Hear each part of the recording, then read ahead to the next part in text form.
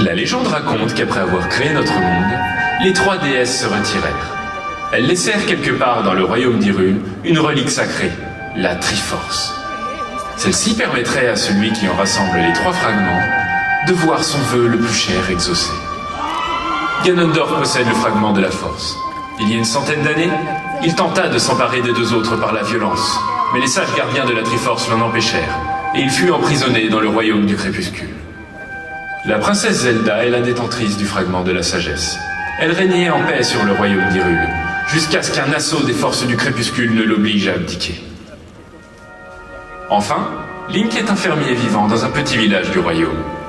Élu par les déesses pour être le détenteur du fragment du courage, son destin l'amènera à résoudre des énigmes compliquées et à affronter de terribles ennemis.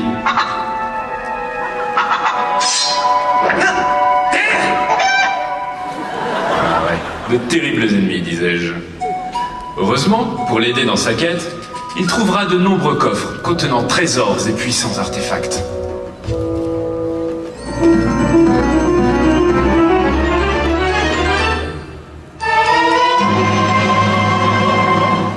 Vous avez trouvé un gros rubis violet. Il vaut vraiment beaucoup d'argent. Mais celui-ci ne rentre pas dans votre sacoche. Voulez-vous le replacer dans le coffre ? Ou répondre non à cette question, pour que je vous la repose en boucle jusqu'à ce que vous cédiez. Mais Ganondorf, qui dirigeait dans l'ombre l'attaque des armées du crépuscule, surgit alors pour enlever la princesse. Armé de son épée légendaire, Link va devoir l'affronter.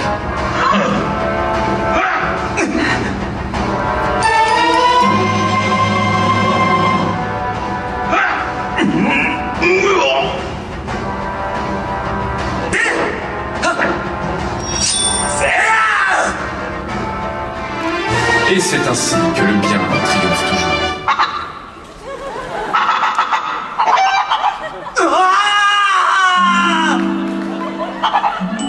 Et c'est ainsi que cette histoire resta nommée dans les mémoires la légende de Zelda.